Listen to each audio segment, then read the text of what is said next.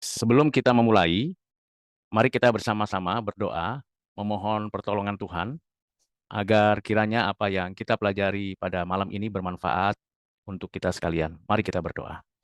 Bapa di surga, kami mau bersama belajar mengenal gereja, kerajaan Allah, kondisi kematian kami, dan masa 1000 tahun.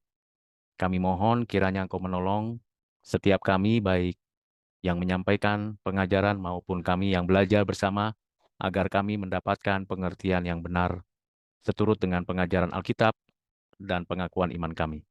Kami bersyukur untuk semuanya itu, pimpin dari awal sampai akhir, di dalam nama Tuhan Yesus Kristus. Amin. Baik, saya akan mulai pengertian ini mulai dari gereja. Jadi kalau kita berbicara tentang gereja sebagai wakil kerajaan Allah, maka kita tahu pengertian ini menyangkut kepada dua bagian, yaitu gereja secara organis, yaitu individu demi individu, pribadi lepas pribadi, kita orang yang sudah mengalami penebusan Kristus, telah menikmati hidup yang baru. Dan gereja secara organisasi, ada struktur, ada denominasi, ada pejabat, ada pengaturan di dalamnya. Ini adalah kondisi gereja. Dan di dalam gereja, kita tahu bahwa setiap kita sebagai gereja punya pengharapan pada akhir zaman. Pengharapan akan kedatangan Tuhan kembali. Pengharapan berdasarkan janji-janji Allah. Pengharapan akan hidup yang baru, hidup yang kekal, yang tidak lagi ada penderitaan, kesusahan, air mata, dan sebagainya. Itulah pengharapan gereja. Pengharapan itu ada di setiap kita orang percaya. Dan di dalam konteks pengharapan itu, dalam kondisi perjalanan hidup kita, maka kita mengetahui dari Alkitab bahwa ada tugas gereja. Tugas gereja yang perlu dilakukan setiap gereja sebagai wakil pemerintahan Allah di atas bumi ini. Tugas pertama menjalankan kehendaknya, tugas kedua menyatakan shalom dimanapun kita berada, mendamaikan hubungan setiap kita dengan Allah, hubungan sesama kita, hubungan kita antar manusia dengan makhluk lain termasuk dengan bumi dan lingkungannya. Yang ketiga, terus hidup di dalam sukacita di tengah kesulitan, kesukaran, penderitaan, kekecewaan apapun atas dunia ini, tetap bersukacita. Yang keempat, sebagai wakil kerajaan Allah dan pemerintahnya, gereja melaksanakan kehidupan yang benar dan adil. Nah, tugas gereja ini menjadi tugas yang penting karena gereja sebagai wakil kerajaan Allah yang berjalan di atas muka bumi ini mewakili Allah dengan karakter-karakternya yang sudah dinyatakan oleh Tuhan Allah di dalam firman-Nya. Di mana kita nantinya mengalami hidup yang sempurna, indah, mulia, dan kekal. Apa yang menjadi karakter kerajaan Allah di dalam kehidupan bergereja? Yang pertama, already and not yet. Kita telah menerima hidup yang baru, tetapi belum sempurna. Masih bisa berdosa, masih bisa jatuh, karena kita memang belum sempurna.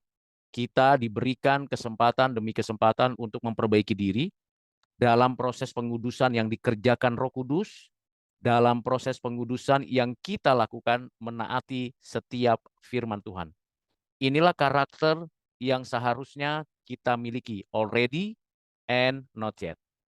Hal yang kedua ialah kekal, di mana semua pengharapan kita itu di dalam karakter kerajaan Allah bersifat kekal. Bukan sementara, bukan temporer, bukan selesai di sini saja, tetapi ini berkelanjutan. Apa yang kita kerjakan saat ini itu dipertanggungjawabkan di akhir zaman.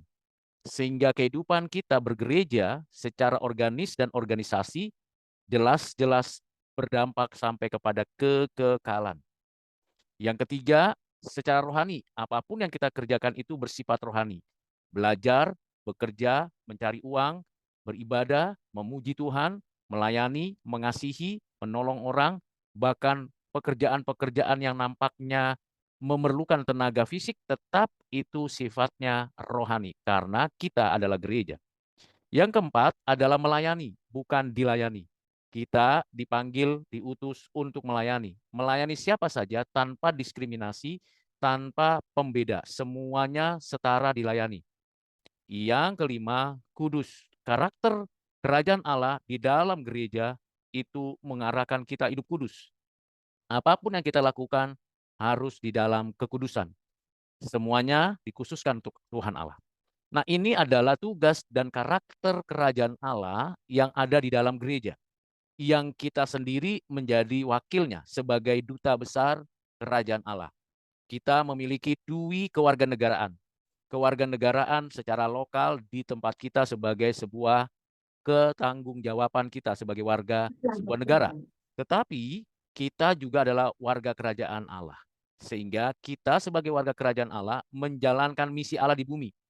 Misi Allah yang pertama ialah koinonia, persekutuan. Kedua, diakonia, pelayanan sosial. Dan yang ketiga, marturia, kesaksian Injil. Tiga misi Allah ini menjadi misi tunggal, satu kesatuan yang tidak terpisahkan, dapat dibedakan. Persekutuan itu internal, diakonia itu untuk gereja dan anggota gereja dan juga untuk orang lain. Sedangkan marturia adalah kita diutus untuk menjadi saksi Injil. Ketika kita melayani secara sosial, janganlah kita menjadikan pelayanan sosial kita kepada orang lain menjadi alat penginjilan. Tetapi khususkanlah pemberitaan Injil, iya pemberitaan Injil. Misalnya kalau kita melaksanakan pengobatan gratis atau pemberian sembako, ya lakukanlah itu tanpa ada maksud-maksud lain dalam pemberitaan Injil. Kalau kita ingin pemberitaan Injil, murnilah kita memberitakan Injil Yesus Kristus kepada orang non-Kristen, yang unbeliever, dengan cara membagi taraktat, KKR, dan pemberitaan Injil lain. Baik di rumah sakit, di kampus, di kantor, di jalan, di mana saja, atau dengan sengaja kita menyelenggarakan pemberitaan Injil. Baik di pedalaman maupun di kota kecil dan kota besar. Nah, ini adalah misi Allah di bumi selama kita ada menuju kepada akhir zaman. Ketika kita sedang berjalan menuju akhir zaman, kita tahu ada di antara kita yang mendahului kita, meninggal dunia. Mengapa kita meninggal dunia? Mengapa kita mengalami kematian itu? Tentunya kita tahu kita mengalami kematian karena akibat dosa. Apa definisinya mati? Mati di dalam seluruh konteks Alkitab itu artinya terpisah. Ada tiga hal yang penting tentang keterpisahan atau kematian ini di dalam Alkitab. Yang pertama, hubungan dengan Allah terpisah. Itu yang disebut mati rohani. Sehingga berakibat berdampak pada keinginan manusia menyembah bintang, bulan, matahari, diri sendiri, ciptaan lain, bahkan membuat berhala, patung, dan sebagainya. Kematian rohani berdampak pada munculnya, hadirnya agama-agama, kepercayaan-kepercayaan yang melawan kehendak Allah. Ini adalah suatu kenyataan. Lebih dari 4.000 kepercayaan keagamaan di dunia ini. Itu menunjukkan bahwa manusia memang mati rohani karena berdosa. Yang kedua adalah kematian di mana terpisahnya tubuh menjadi debu kembali. Roh kembali kepada Allah. Ini yang disebut mati fisik. Semua orang akan mengalami kematian fisik. Apakah masih di rahim atau sudah lanjut usia? Apakah yang sudah berumur ratusan tahun atau yang baru berada di rahim? Pasti akan mengalami kematian fisik. Kematian fisik ini pasti kita alami. Baik keadaan kita, kondisi kita sehat maupun sakit-sakitan, masih muda atau sudah lanjut usia, sudah menikah atau belum menikah, pasti akan mengalami kematian. Dan kematian itu disebut kematian fisik. Tubuh kita menjadi debu tanah. Roh kita kembali kepada Tuhan. Artinya tidak lagi ada satu keadaan di mana kita bisa memiliki tubuh lagi. Pada saat di bumi ini, pada saat kita berada dalam perjalanan menuju kepada akhir zaman. Bagian ketiga adalah kita mengetahui kematian itu adalah setelah kebangkitan di akhir zaman, mengenakan tubuh baru untuk dihukum Allah di neraka. Ini kematian kekal nantinya. Jadi kematian kekal di sini akan terjadi pada orang-orang yang tidak percaya. Tubuhnya ada, tubuh yang baru, tubuh kebangkitan. Tapi orang ini adalah orang-orang yang tidak percaya mengenakan tubuh yang baru, tubuh binasa, tubuh yang sudah berada pada posisi dihukum Tuhan Allah. Inilah kematian kekal. Nah, kita melanjutkan pembahasan berikutnya. Kematian. Kalau kita berbicara kematian, maka poin kedua ini, kalau kita perhatikan poin kedua ini, yaitu tubuh menjadi debu kembali, roh kembali kepada Allah.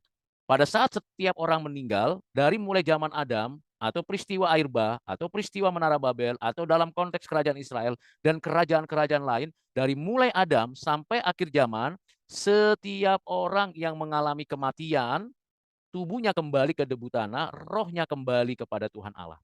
Rohnya kembali kepada Tuhan Allah. Nah, apa yang perlu kita ketahui kalau rohnya kembali kepada Tuhan Allah? Yang pertama, tubuh itu sudah menjadi debu tanah, maka roh itu ada eksis. Eksis, lalu ada di tempat rohani. Hidup, tidak berkomunikasi lagi dengan kita. Dan hidup yang sifatnya satu kesatuan. Nah, kita masuk ke bagian yang kedua. Tempat rohani. Roh kita ada di tempat rohani. Ada dua tempat rohani sementara. Inilah yang disebut intertestamentum periode, yaitu periode sementara, masa antara. Ada dua, yaitu Hades, tempat kematian orang-orang jahat, orang-orang berdosa, dan Firdaus, tempat orang-orang baik, orang-orang benar, orang-orang yang percaya di sana. Ini sementara sampai waktunya nanti Tuhan datang kembali. Nah, sampai waktunya Tuhan datang kembali, roh ini tetap di satu tempat ini, di Hades atau di Firdaus. Dan roh itu tidak bisa lagi ada di sini, tidak ada di dalam konteks di bumi ini, tidak berkomunikasi dengan orang-orang yang masih hidup sepanjang zaman ini. Sehingga kita tidak lagi bisa berkomunikasi dan tidak juga berinteraksi dengan orang yang ada di sini. Itu bagian yang kedua yang penting untuk diperhatikan oleh kita, kematian. Jadi roh itu kembali kepada Tuhan Allah. Dan kita tidak bisa berkomunikasi dengan orang-orang yang ada di sini. Entah itu Adam, entah itu para nabi, entah itu para rasul, entah itu orang-orang suci, tidak lagi berbagian di dalam kehidupan kita. Mereka masing-masing akan ditempatkan di satu alam, namanya alam rohani. Nah, nantinya pada akhir zaman Tuhan datang kembali, dibangkitkan.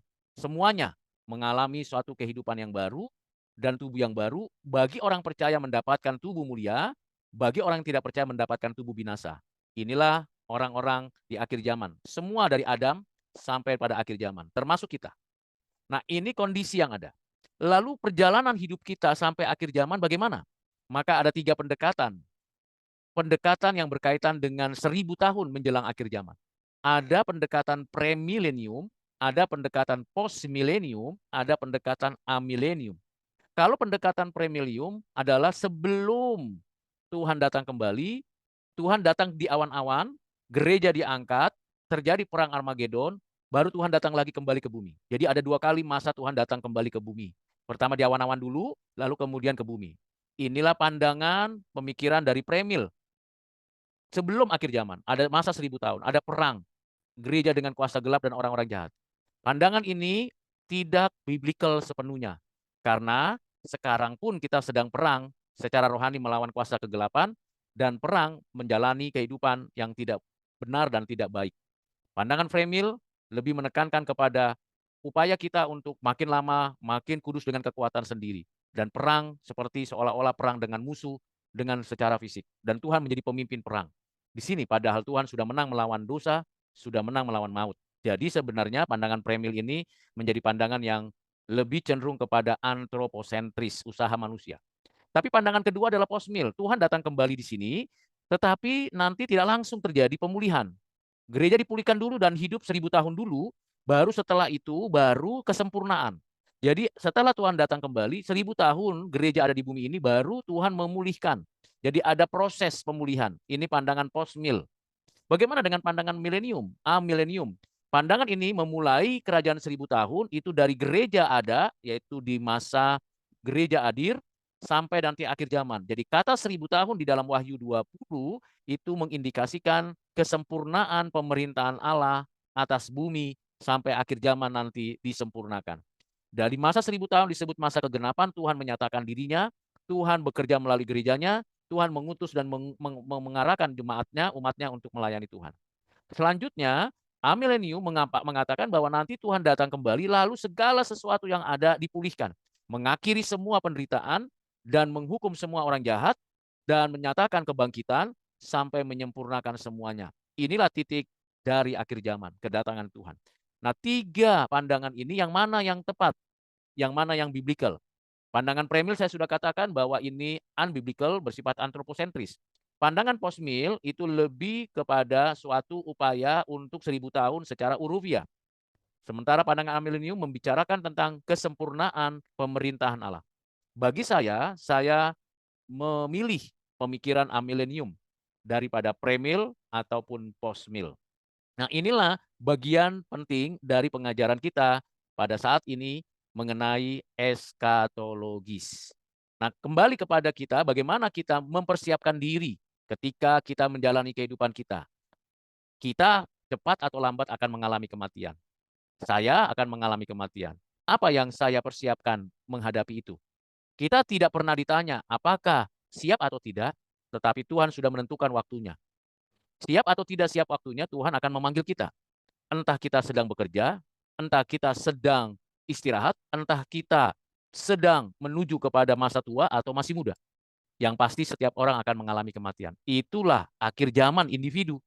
Dan akhir zaman yang akhirnya segala sesuatunya akan terjadi. Di pandangan amilenium, gereja sampai akhir zaman, mulai berdirinya gereja, yaitu pada hari Pentakosta sampai akhir zaman, pandangan amilenium mengungkapkan bahwa inilah yang disebut masa zaman akhir. Jadi sekarang kita berada di dalam zaman akhir. Nantinya saya akan jelaskan pada pembelajaran berikutnya mengenai tanda-tanda akhir zaman, kebangkitan, dan penghakiman penghukuman Tuhan Allah. Kiranya pembelajaran ini bermanfaat untuk kita dan dapat berguna supaya bisa mendapatkan pengertian yang mendasar. Tuhan Yesus memberkati kita sekalian.